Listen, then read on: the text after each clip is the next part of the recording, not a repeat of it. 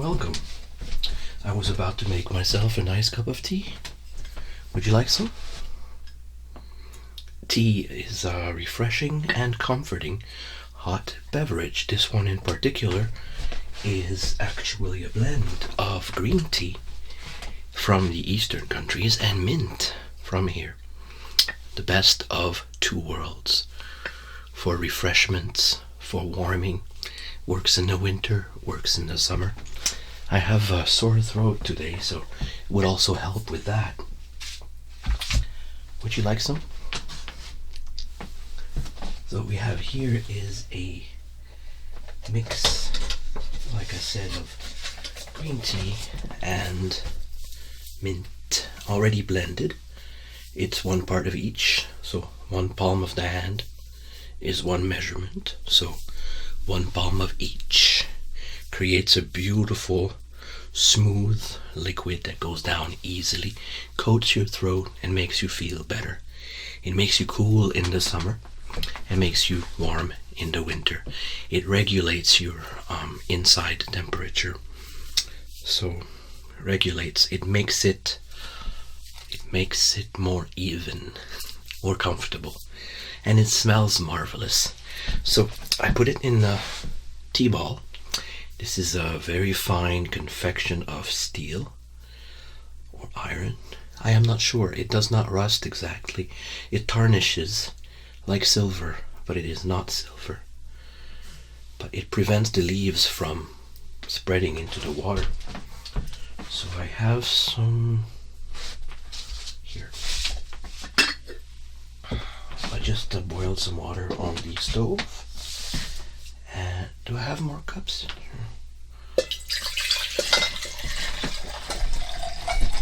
Thought I had some cups over here. Maybe not.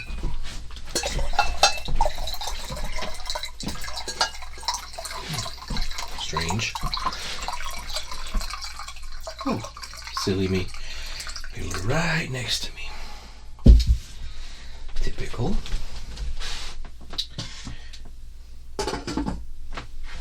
Now you put the tea ball in the kettle. I mean the teapot. Kettle I do not have. Someday I will, just when I need it. So you put the ball in there and you forget about it. Maybe for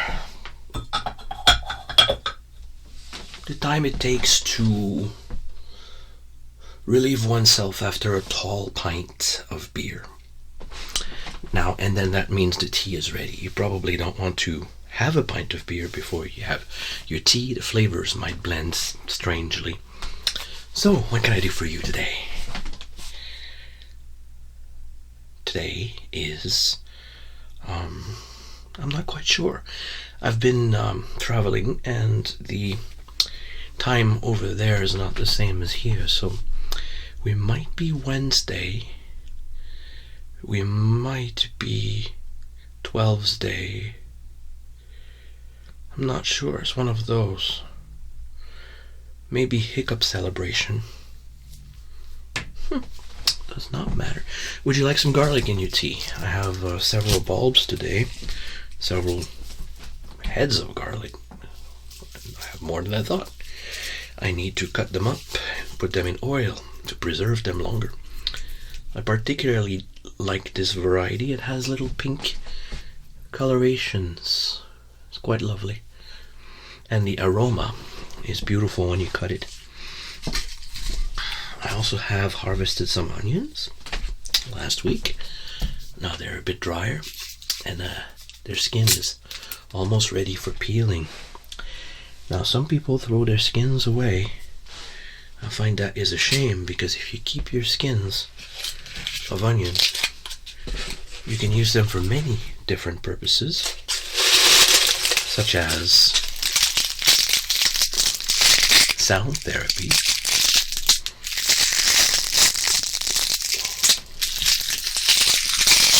and that's one of my favorites. Decoration. Sprinkle a bit over your flower arrangements during the fall season. It is also a very, almost magical coloring for your clothing.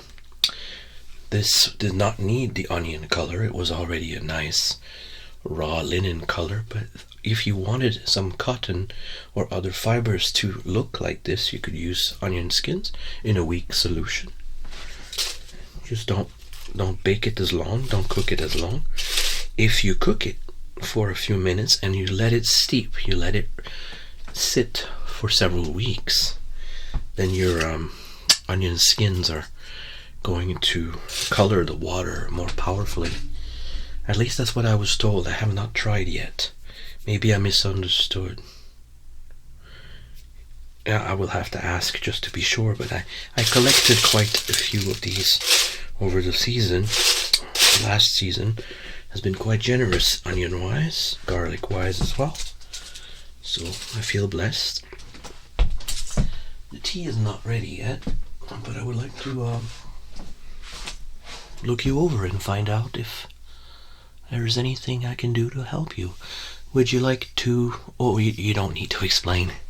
It's better if you don't. I don't want your words to taint my judgment or the judgment of whoever or whatever is helping. So please look at the flame. Look at how it moves. Look at how it reacts when I do this.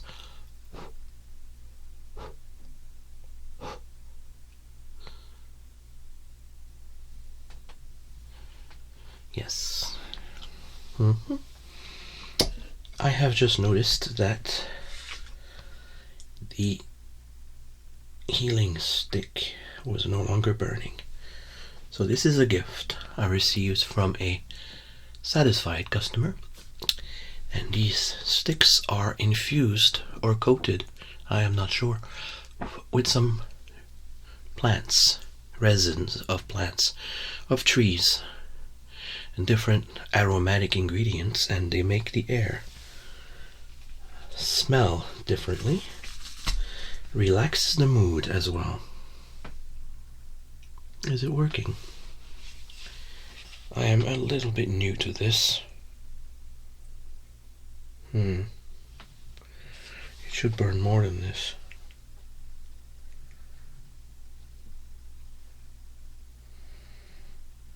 Okay, you need to let it burn a bit longer and then blow it out. Then you'll have a nice generous smoke. You don't want to leave it like this. This is not the proper angle. You lean it almost completely flat. That's more like it. So you poke it into a piece of wood, a log or something like it, and you let it do its thing. And the fragrance is quite lovely. It is rebellious today. It doesn't seem to want to work. Interesting. I'll put something underneath to catch the scent to cinders, the ashes. A little bit goes a long way anyways. So, would you react to... Oh, by the way, are you a person who appreciates sweetness in your drink? I have here a rare sweetener. It is made from the spring season sap of the maple tree. And I don't have a lot, but I only use it when I have special guests, such as you. It's a syrup. It is sweeter than honey at the same quantity. You can make it even sweeter than this if you concentrate it more, meaning you cook it very slowly for a very long time, and the water will evaporate and you will be left with a thicker syrup. This is a good consistency, however. They call it amber.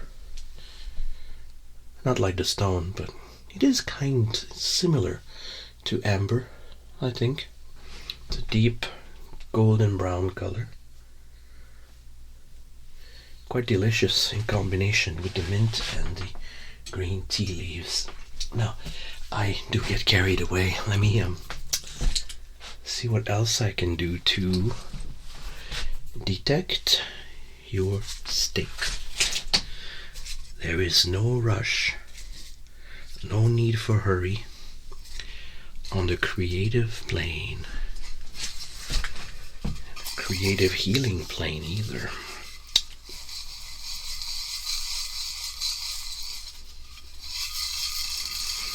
I will do this around your head so that I can see your reactions.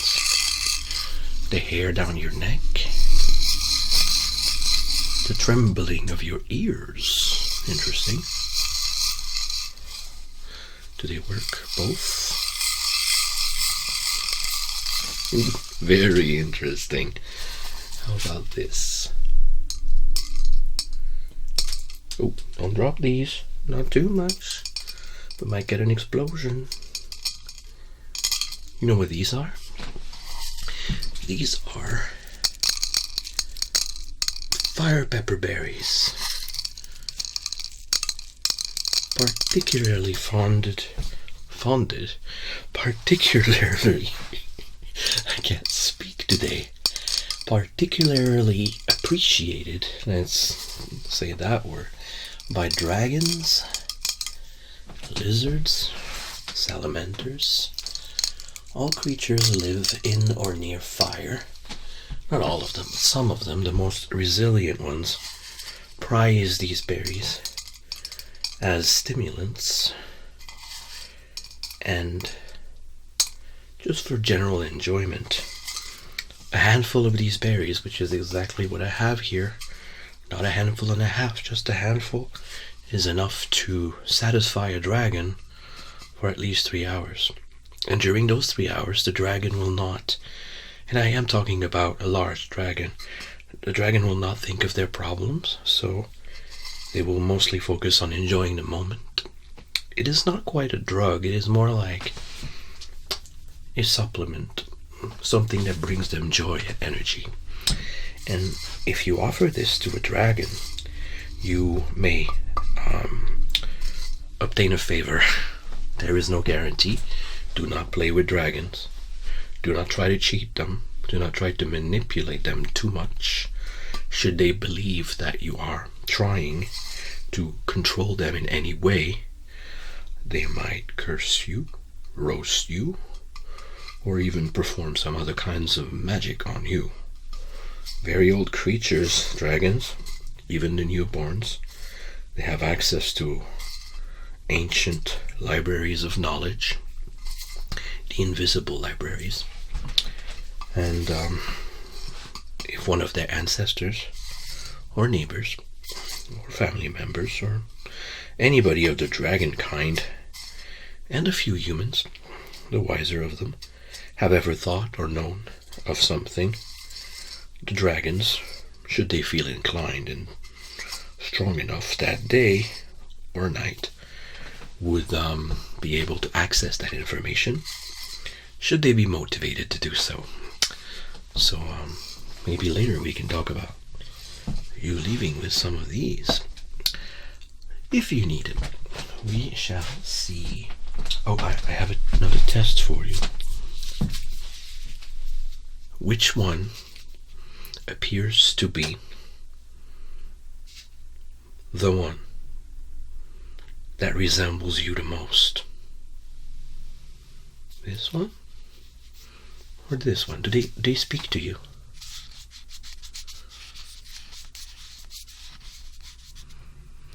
That's rude. You should really watch what you say.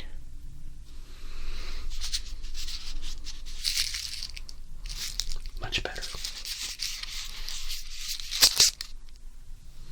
This one? Good choice. Now, if you had chosen this one, it would still be a good choice. It just tells me different things about your condition. Now, other test. Ooh, I know. The Lady Wise. Now, don't be afraid. This is a mask. Quite useful to scare away robbers and looters and pillagers and villagers. all sorts of people you may not want around on some days when you're more grumpy, but it is more than just a scary tactic. This is a mask that has special properties because of how it was made, when it was made, and by whom it was made. If I wear this mask and look at you, I will see different colors. I will see different vibrations. You know what a vibration is? It is similar to when you look at the water and you tap on the barrel and you see rings appear and dissipate through the water. That is one form of vibration. Now there are invisible vibrations in the air that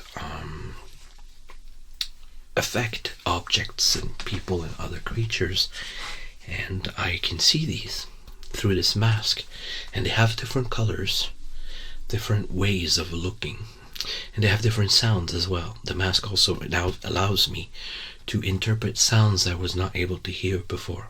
Now, again, do not be alarmed. I'm putting it on in front of you. I will not be a danger to you. I will just be using it for the time I need. Should I wear it too long, it might affect my voice, and that's when you need to worry and run away for your own good.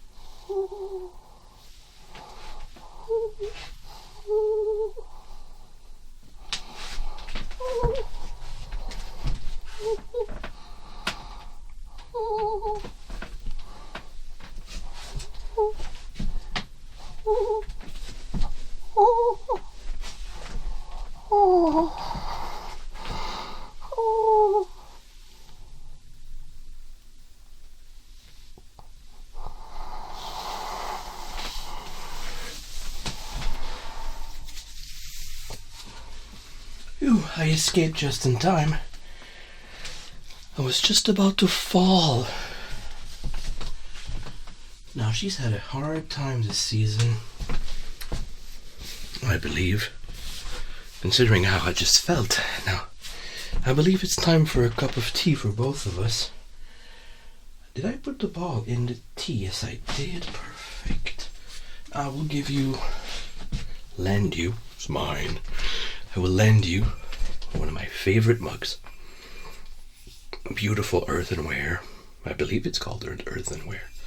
Sometimes I confuse the terms, but it is definitely baked earth, made by a local potter, and she does beautiful work.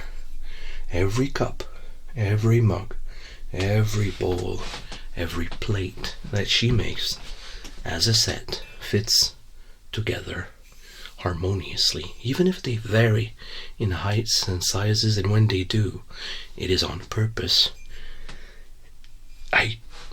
I don't know how she does it so well and every single time. Anyways, this is Louis the mug. Now for the tea.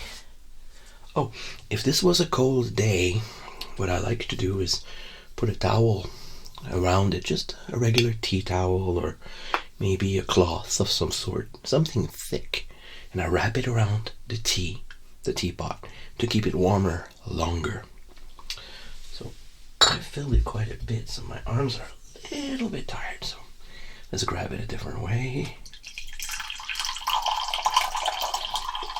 I love that sound. Listen to that one. Listen over here.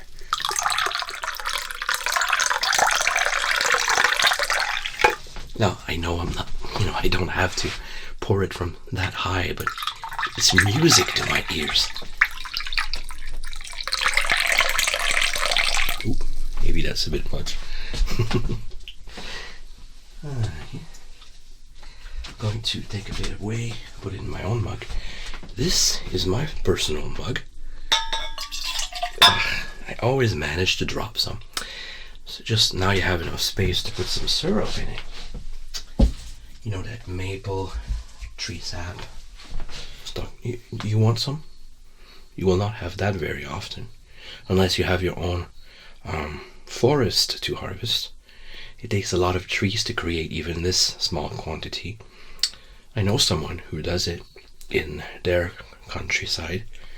It's quite a long walk from here, but I really try to visit at least once a year so I can refuel, trade for some of this. I really enjoy it. It also has medicinal properties, by the way, should you have problems liquefying yourself. Sometimes the plumbing inside tends to clog. If you have maybe a tablespoon or 2 in a cup of water twice a day, it will help you go. Sometimes too much. So I don't recommend using too much in your tea. It's just for flavor. It's always good, of course, to lubricate the plumbing, but too much of a good thing, This is about a tablespoon and a half. Now I just noticed that you were quite in need of a cleansing, so I'll get some for myself. So drink as much as you want. I have more in the pot. I made 4 cups. Let's put on some for myself. Now this was particularly appreciated as payment for services rendered. This is indestructible, or as close to it as metal can be. It does not stain. It does not crack or break if I drop it, and I do drop a lot of mugs, trust me, believe me. But this one has been my solution for the past 6 months.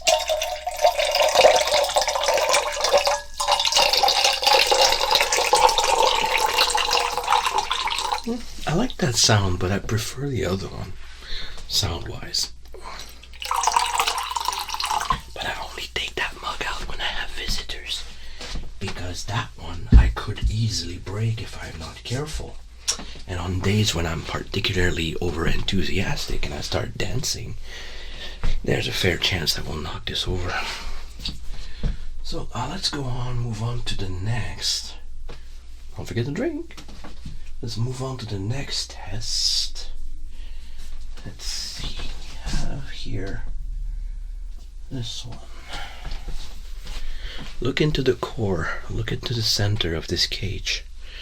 It is a root cage. It is meant to capture bad intentions and some minor evil creatures, especially energy forms of evil creatures, should they be out of phase with the physical world. I'm just looking to see if you might be affected or infected or possessed by such a creature. No signs so far. Very good. Oh, I forgot to call.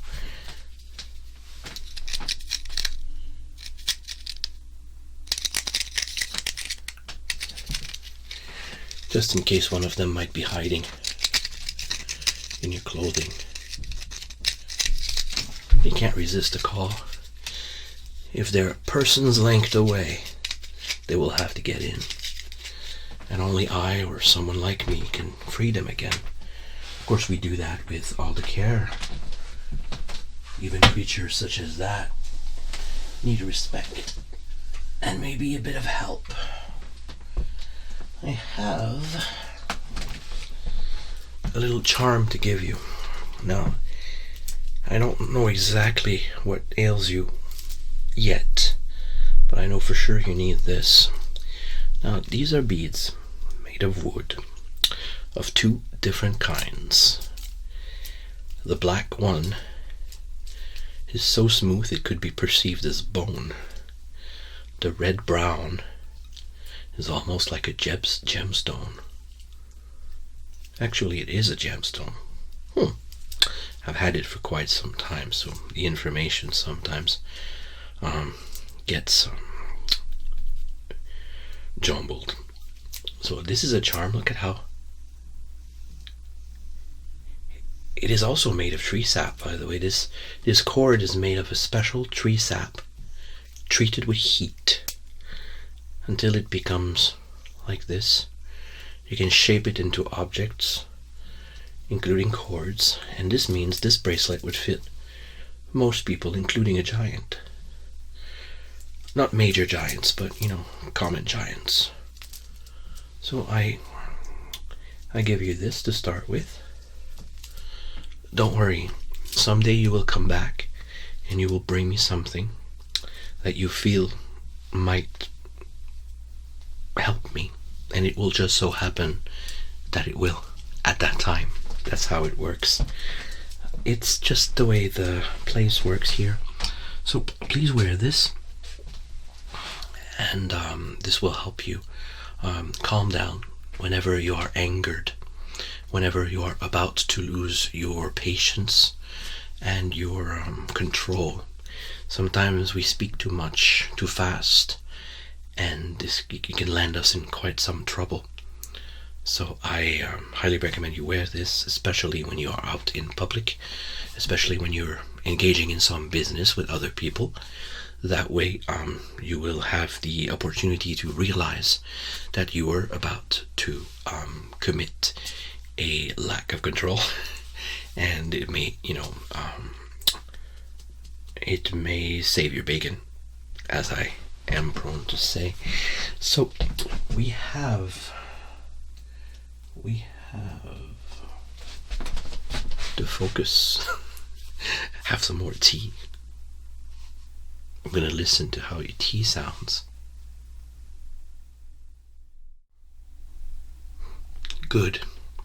I don't notice any horns growing on your head or any scales appearing on your ears, so you are not allergic to the tea. That's good news.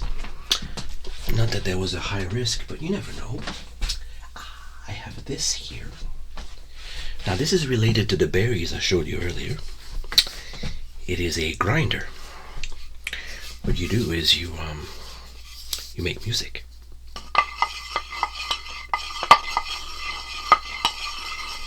That is gnome music.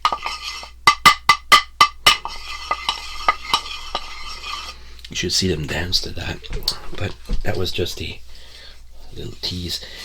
For what you really need to do is grind the berries carefully, and such a device will serve you very well for this purpose. It is made of wood. It is carved, and you open it from the top. You unscrew this knob, and there's a reservoir in the center and a shaft in the center. The shaft is part of the mechanical grinding wheel, very similar to that of a mill for milling flowers and mostly flowers. So you place the seeds in the hollow, and then you put the cap back on, and of course the knob, and that way you can't spill them. And then you turn,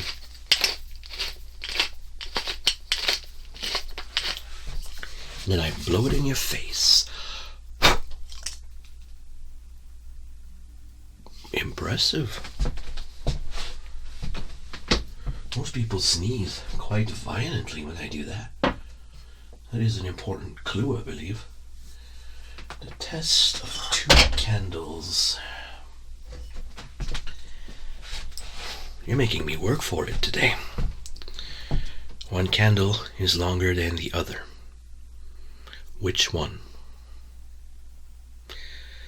1 candle is longer than the other. Which one? 1 candle is more annoying than the other. Which one? Which one? Which one?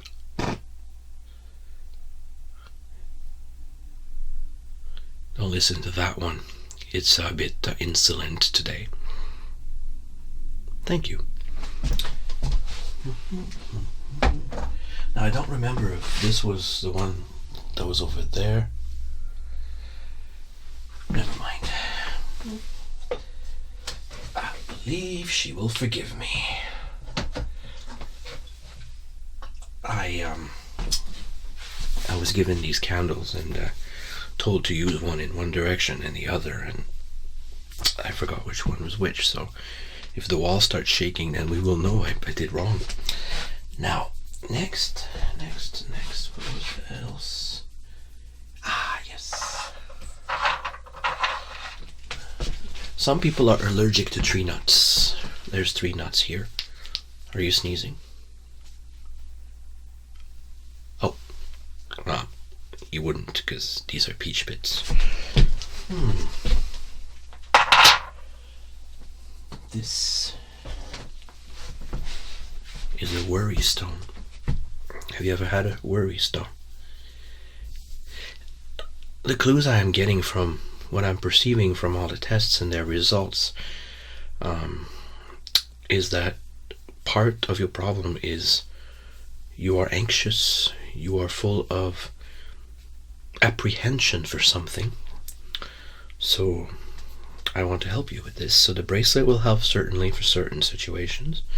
For others, you have a worry stone. Now, it doesn't have to be this one, but I find this one is particularly good for that sort of thing. It was quite helpful to me in the past. I have purified it since, and it's ready for another person to use and share with. Now, stones are alive. They have a long memory, but you can appease them and make sure that they do not I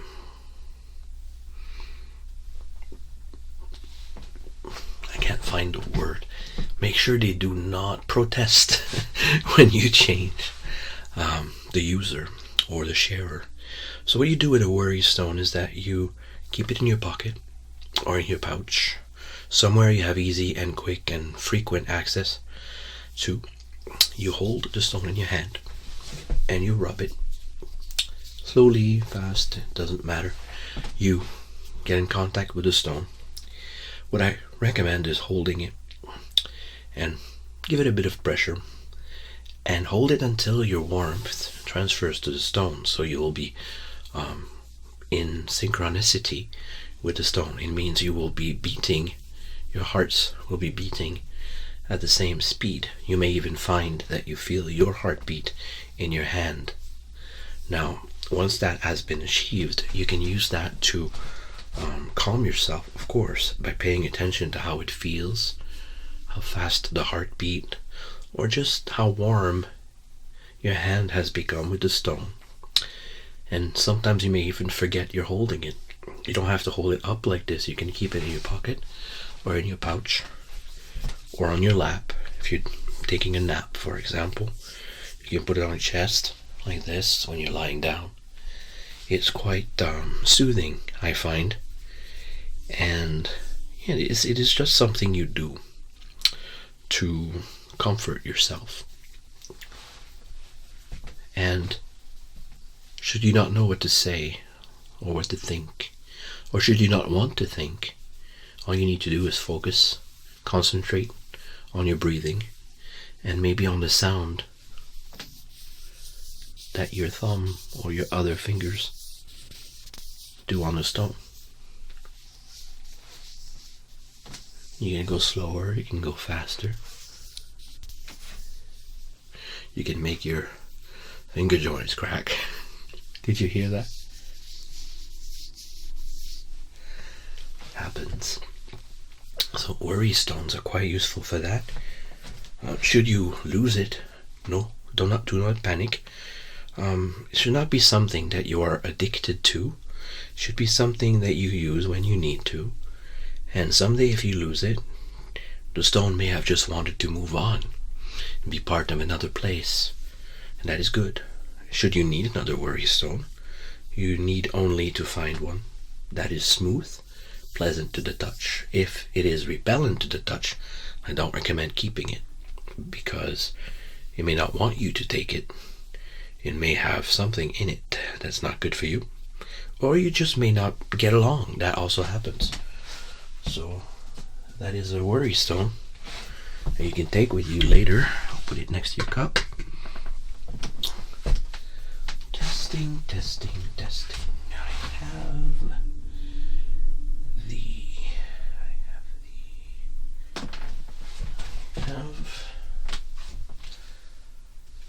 let's go with the stones. Speaking of stones, I have a pouch full of stones, not just any regular stone, although every stone is precious in my opinion. Some people prize other stones, specific stones, higher than others. For certain purposes, I can certainly see that, a green stone may fit better than a red stone. Now, I don't know the names of these stones. They were given to me by a traveler, and they come from far away, but they are quite beautiful.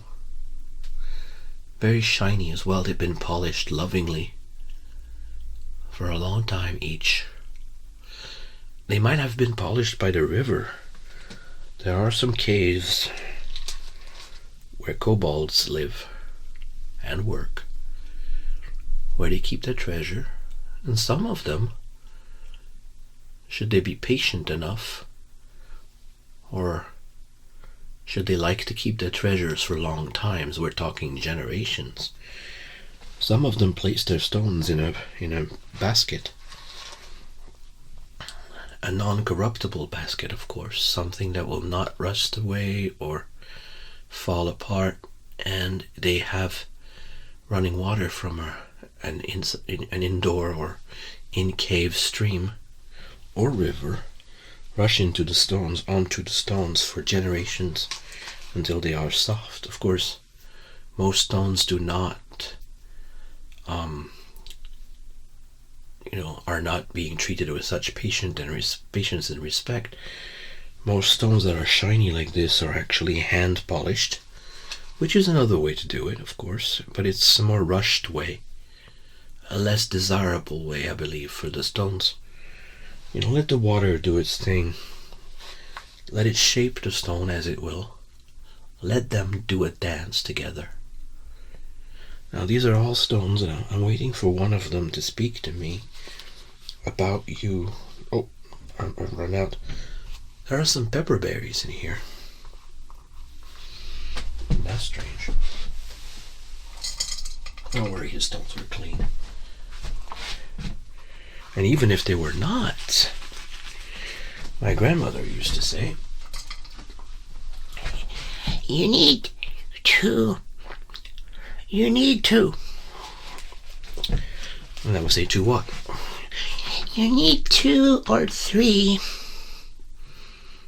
No, you need 2, and make sure that you drop your food sometimes. So I'm like, why, Grandma?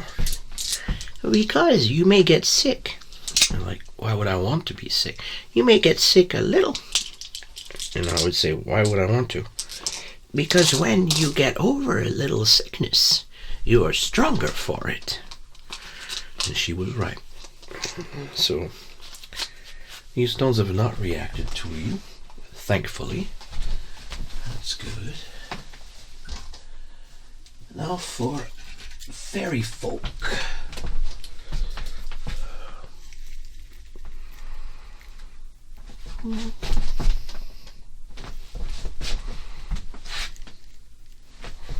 You may have heard that you can see fairies, and they're like through a hole that's naturally been pierced by the river into a stone.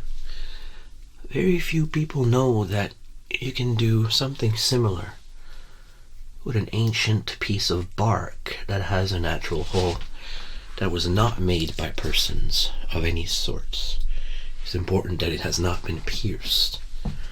This was found. It won't work if it was pierced.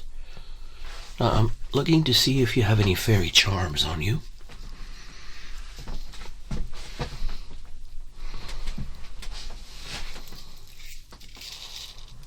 Sometimes doing this helps.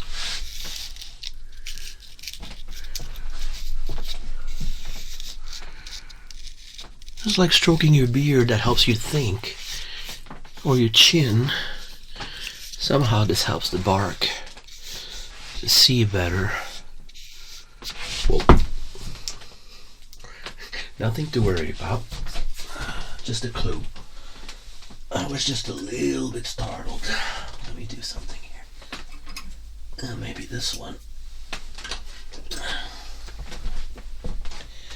Now we have two pairs of scissors, forged different ways by different people. Now these obviously are from the little folk, and these are from the tailor, made for tailors, leather workers and such, forged in 3 pieces. These are also 3 pieces, but you'll see that sometimes different civilizations, different traditions will have similar components, but this one is far more delicate and precise, while this one is quite rough and imprecise.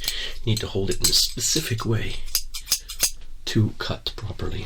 These, any which way you want to hold them, they will cut sharp. Now I need to try to sever some ties that you have with something that you should not be attached to. You don't have to do anything. I just have to sort through those weaves, those braids of worries and attachments to unresolved things, and certainly memories that should be dealt with but not held onto too strongly. Now I have a strand here made up of all these little bits I removed, and I will need to burn them. Now I still have this lantern, this little votive candle. Don't burn yourself.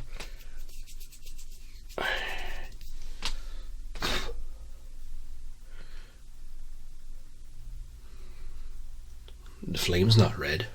That's good. Now if that was red, I'd be worried. But it's quite white and grey and a bit of purple, but that's the magic of it, so no worries.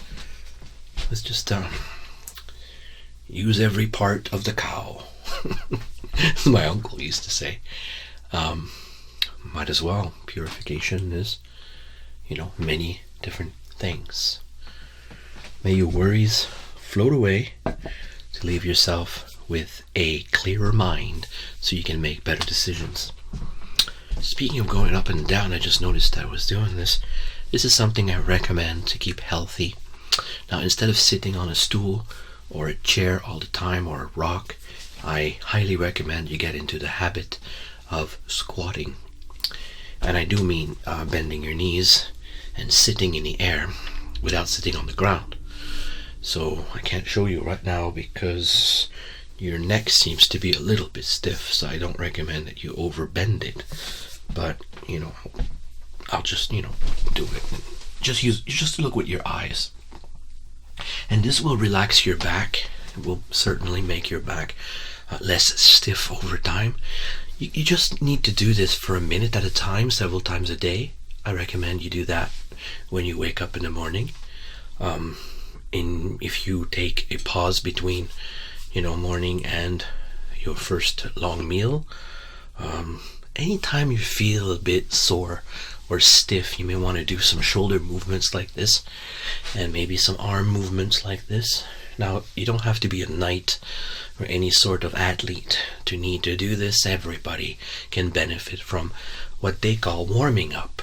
And like I said, squatting, if you can hold on to a tree branch that's very horizontal and just suspend yourself from it, it will help stretch out your spine, and your back will not hurt as much or at all if you do it regularly enough. It's all about, at least for humans, it's all about... I forgot to drink my tea, I'm sorry. I mean, I like it cold as much as I like it warm. I forgot to put the syrup, I think. Indeed I did. So I was saying, for humans at least, it seems, it has been observed for generations, in fact, generations of healers, that humans need to get tired to get stronger. And they need to get tired more often so that they can keep getting stronger. And the older they get, the more active they must remain, despite their tendencies to want to settle and do less. I don't mean that an elderly should go on a quest and battle giants made of rock, but the elderly should do more than they might have otherwise a want to do.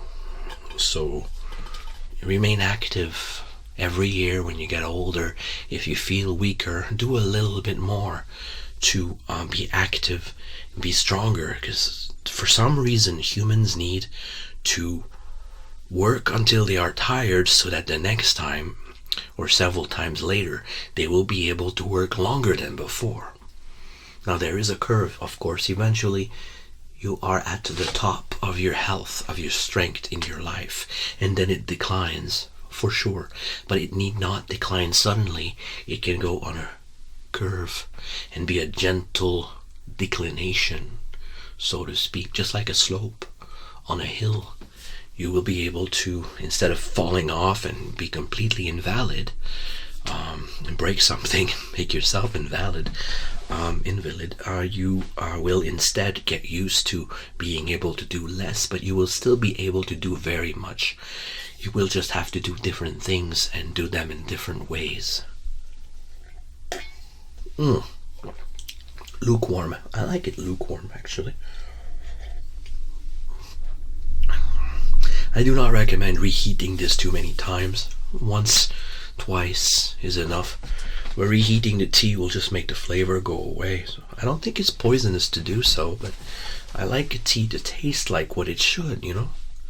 And sometimes to taste like something I did not expect. Fairy urine? Not so much. But if it starts tasting like blueberries, then I'll say thank you, whoever put berries in there. And no, fairy urine does not taste like blueberries. Don't ask me how I know. I will not tell you. I have a little test for you. No, it's not an egg. It is a toy for children. But somehow, some people like to collect them even as grown-up people. This comes from a faraway land, and their tradition is to make a box that fits into a box that fits into a box. And what they do is they paint these boxes. This is one box, this is the other box, and they're identical in shape almost, or as much as they can make them. When they carve them, these are made of wood and very delicately made, of course. I don't know if they do them when the wood is fresh or if they have to dry it very well before they do so, but they use a special type of spindle. A branch actually pulls on a string and keeps an object, a log, turning, while someone with a special kind of knife called a chisel will attack the wood in a specific angle, and it will take away the wood in little shavings, or big ones if you're not careful. And once you know how to do it, you end up shaping the log into something quite round and uniform like this. This one was lovingly made, beautifully, painstakingly made, and when you're done with the chisel work, you need to go back and use different abrasive materials such as pumice stones, I believe. I'm not sure if it's pumice. Some kinds of stones, and they will make it smoother and smoother. The finer the grain of what you're using, it will help make the wood super smooth. Super. It comes from another language. It means very. So very smooth. So this box and this box. So what they do is they paint the boxes to look like ladies. Most often ladies, but it could be children, it could be animals. I prefer the animal ones. Magical creatures. And and it is a toy. So a little object goes into another little bigger object, and I don't remember how many actually fit in this one. So far I have 4. I believe that's the last one. Yeah, 5. So it's a total of 5. What I like to do with this one, it is not painted. See the difference between the smallest and the biggest? I don't know, it's adorable. What I do is, and what I recommend, that's why I get these unpainted, I recommend someone whisper their problem to the small one. You say something like, I know I shouldn't, but I really like beet juice. And then you put the tiny secret keeper into a slightly bigger secret keeper. And you may add to your secret or add another one on top of it that is less important. I think the color blue does not exist. And you put it into another secret keeper.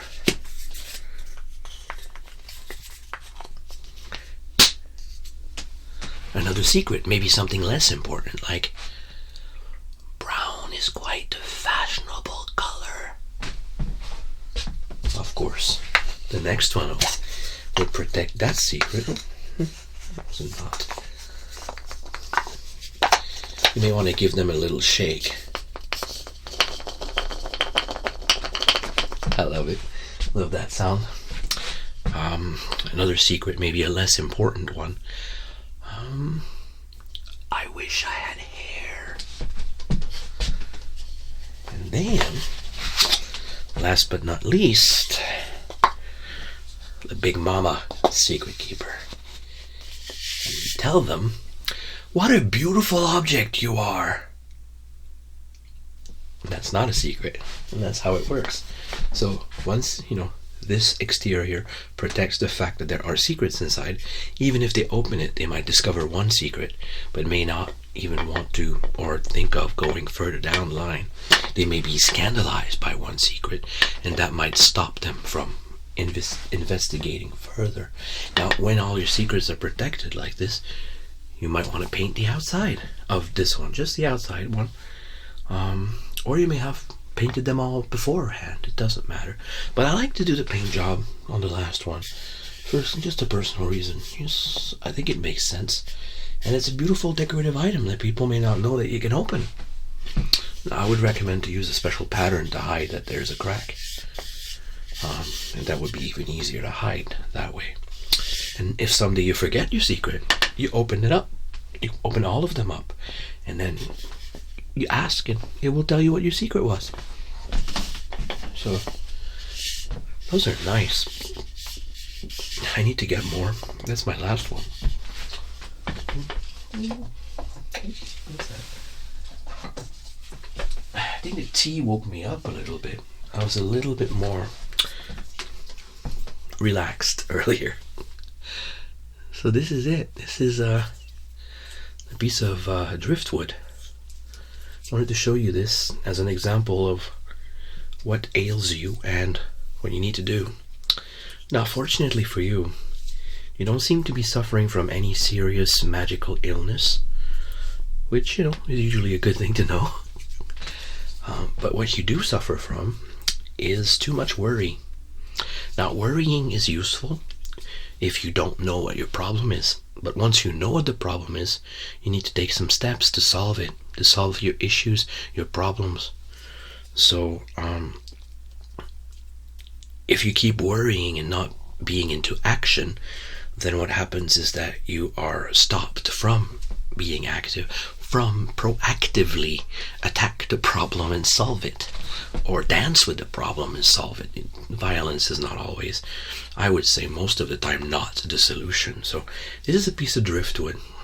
It's a symbol of time and resilience, and time revealing all things. You can see how these lines are different. I can hear someone.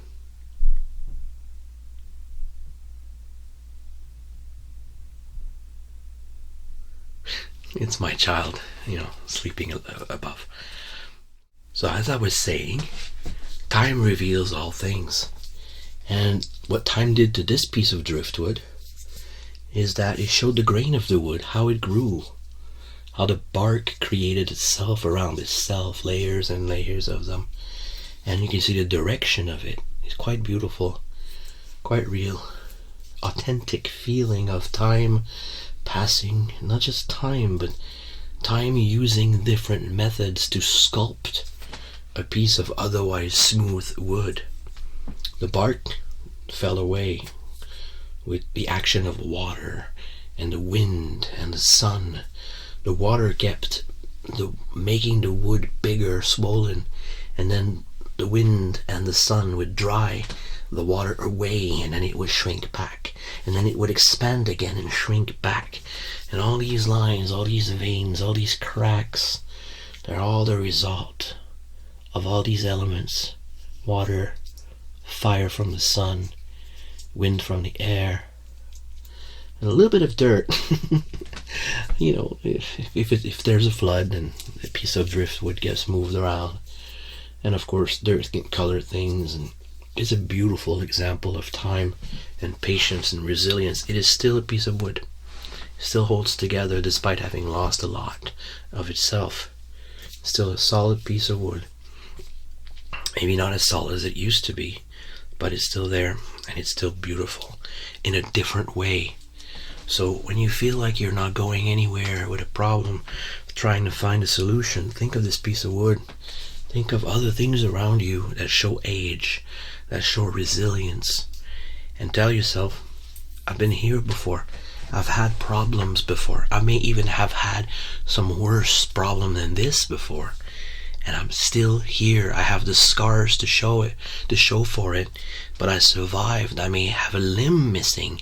I may have lost some part of myself. I may have lost an ability to do something, but by the gods, I'm still here. I'm still doing. I'm still influencing the world. I'm still doing my best to contribute. And this makes you feel great when you realize things like this, when you realize that you have been, and that you are, and you probably will be in the future. So being is important in itself.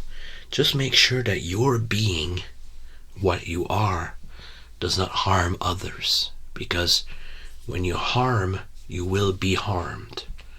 Sometimes in unbalanced, uneven, unfair ways, of course. Nothing is perfect, but there is a tendency to self-balance. The balance of things in the world seem to come back to you. So if you do a lot of good, you will receive a lot of good. If you do a lot of bad, you will receive a lot of bad. So if you feel guilty right now, or anxious about maybe feeling guilty later about what you've done, I don't know if it's anything about what you've done. I don't want to pry, but I do feel that there's a worry in you that is out of bounds, out of measurement, beyond reasonable, and it's stopping you from accomplishing something that we need you to do. And by we, I mean the world's. There's more than one world. So you never know how much influence you have in the world, so might as well not take a chance and do your absolute best most of the time. Sometimes you feel tired, I understand that, but if you look around and you see that there's something you can do to make things better for the world, for a person, for a creature, for a plant, do it. Why not? What does it cost you? Sometimes it costs you nothing or very little, and you bring a whole lot of value around you. And guess what? Eventually you'll feel good about it. And you may start noticing when others do that for you as well. So a key point, a key ingredient in this potion of not worrying anymore is gratitude. Look around you and be grateful for what you have, what you experience, and even what you have not yet had, what you have not yet experienced. Be grateful for the fact that it could happen, that you're there, that you're here, that you may go there, that you may come back, that you're able to experience things. And so I hope you remember this. You don't have to keep this piece. I'm keeping this one. It's mine. But you will find other pieces of driftwood. You already have a worry stone. I will give you some of those peppers. Do I have a closed container? I have to give you that handful of berries here. I believe it will come in handy. I have a feeling. It's the hair from the lady mask. I have a feeling that has been there all along. Have you seen it before? I didn't notice. So here's a test for you. I don't have a lid for this, so I'm giving you this little wooden bowl. Nice little knot right there. I really like that. And you must carry this to the next village without spilling a single berry. If you spill a berry, pick it up, put it back, turn around 20 times, on yourself. Should that happen 15 times, do those 20 turns 15 times. That's just how it is. And you will discover something once you arrive in the center of the next village. I can't explain what it is. That's a surprise. But something will happen. So use that. And one last bit of advice: should you cross path with a dragon, respect them. Whether it's a dragon that appears to be evil or appears to be good or even neutral, just make sure you respect them, that you do not provoke them, or do your best not to provoke them. If they react unfairly to you, if you did not mean to insult or something and they start being insulting, then I highly recommend that you stand your ground and that you stand up for yourself. They respect self-respecting people. But it's all about balance, basically. But do not disrespect a dragon, but don't let them disrespect you. That's very important. I mentioned dragons because of all the tests I've done today, you've had some reactions from the flames, from the smoke, and from the berries. Those, moving ears. So to me that suggests that you may have something with a fire being. And usually fire beings, most of the time they end up being dragons or salamanders, cockatrices, I think. I'm not sure anymore if those qualify, but I should look into the books again. It's been a while. Don't take anything for granted. It's good to study and study again eventually to keep, up to date, to keep your information. Another piece of advice that for some reason I need to give you: do not leave your candles in the sun. This one lost its shape a little bit because it was quite hot a few weeks ago. So, if you're going to travel with a candle, make sure to wrap it and do not let it expose to the sun for too long, or even the heat of the summer. So yes, respect the dragons. Do not insult them, but if they do insult you, stand up for yourself. Be respectful in how you ask for things, for answers. And should they ask you to do something for them, seriously consider it. The reward from a dragon is usually very, very worthy. It will be quite beneficial. And some people think that all dragons are evil, or all dragons might be wise and good.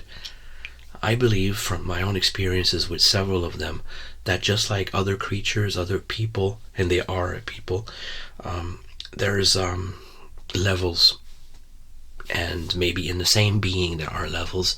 Maybe one day this dragon will be quite welcoming and happy to see you, and maybe 3 weeks later he hates everyone, or she hates everyone. So try to feel the situation. Always be respectful. Stand your ground, of course. Stand up for yourself. It's always good to be polite. And should you visit a dragon, always bring a gift with you. Therefore, that's another reason for me to give you the berries.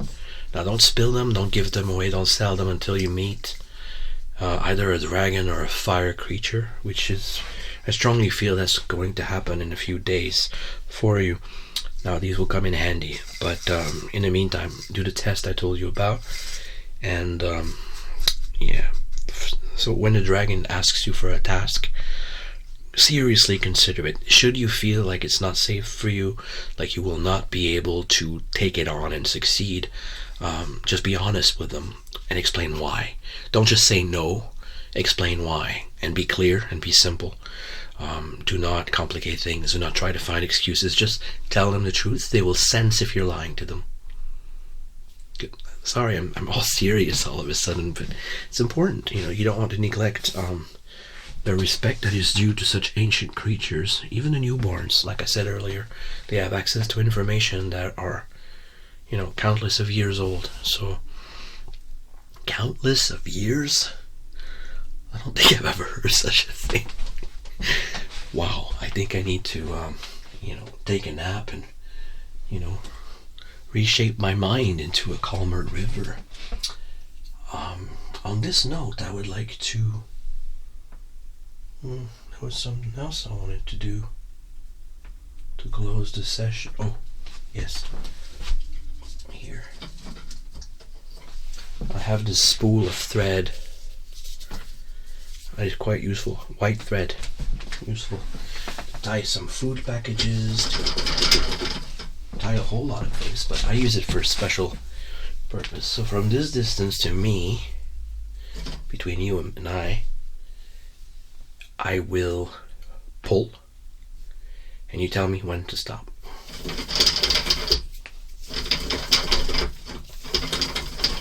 Just when it feels right. Oh, sorry, I went a bit longer, but that's when it felt right to me. So what I do is I tie a knot here. Try not to touch the ground or the floor. And I didn't. With a chair. Just tie a simple knot wherever it will fall, and then I will wrap it again and count how many turns it makes. Just put that on the table. 1, 2, 3, 4, 5, 6, 7, 8. 8 means 8 days. I'm going to undo the knot now, because that's a worry the string does not need. In 8 days, you should have resolution for whatever ails you, or at least a clear direction to take to solve it. So 8 is significant in this case. If you pay attention to the 8. It could also mean, it definitely means 8 days, but 8 might come back before then as something else. Numbers tend to come in pairs or trios, even sometimes quads, not sure, in packages of 4. So pay attention to the number 8. If somebody offers you 8 pieces of gold for something that might normally be worth less, they might have a reason to pay you more than usual.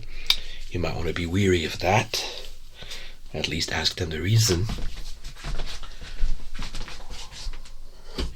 Or maybe it's someone that fancies you and they want to give you extra. So just pay attention to the number 8. Thank you for coming. I always like the company.